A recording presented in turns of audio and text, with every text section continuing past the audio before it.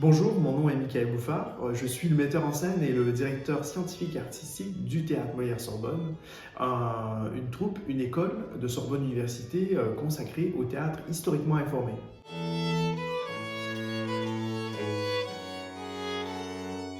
Le théâtre historiquement informé, qu'est-ce que c'est? C'est une manière d'interpréter les pièces du répertoire classique français,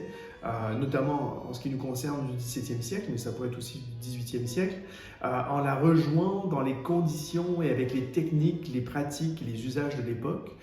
pour se rapprocher au mieux de ce que les auteurs comme Molière, Corneille ou Racine ont voulu montrer et dans quel système de représentation aussi ils ont imaginé leurs pièces. Donc on fait un peu comme les musiciens baroques font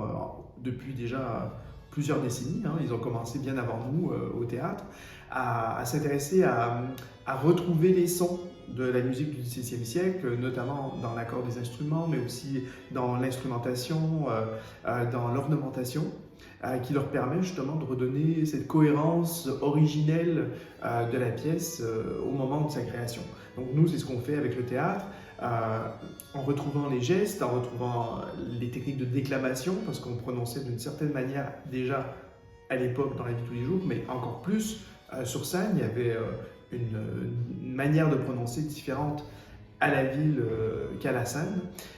Et donc cette approche-là nous permet justement de retrouver quelque chose de l'expérience du spectateur du XVIIe siècle aujourd'hui.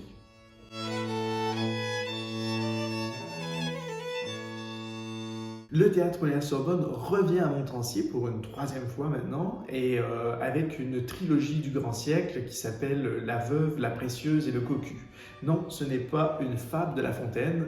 mais l'allusion de chacune des pièces qu'on va jouer sur une petite décennie en fait, qui correspond à 1659 pour Les Précieuses Ridicules jusqu'à 1668 pour Andromaque. Et donc sur ces 9-10 années, vous allez voir donc 3 pièces, 2 de Molière et une de Racine. Donc Les Précieuses Ridicules de Molière,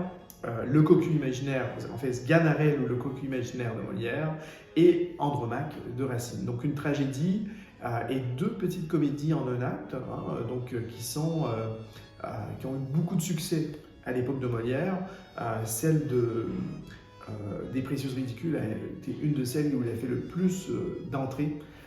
et celle du Cocu imaginaire est celle qu'il a certainement le plus joué de son vivant, souvent en complément de programme, après une tragédie ou une comédie un peu plus longue.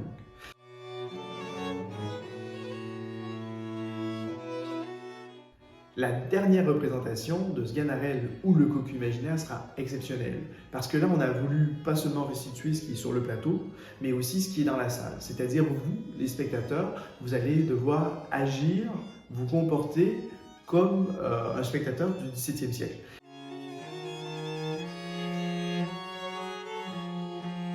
Donc il faut absolument venir à Montansier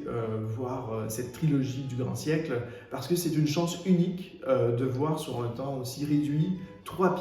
grandes pièces du répertoire classique, et de les voir dans leur jus, de les voir dans une technique, une option de mise en scène qui est celle de l'historiquement informé, et qui est très peu représentée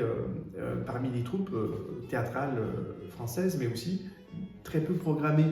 dans les théâtres. Donc, et avec tout l'appareil, c'est-à-dire que c'est pas seulement le jeu et la prononciation qui sont restitués, mais aussi les costumes et les décors monumentaux qui font 5 mètres de haut, avec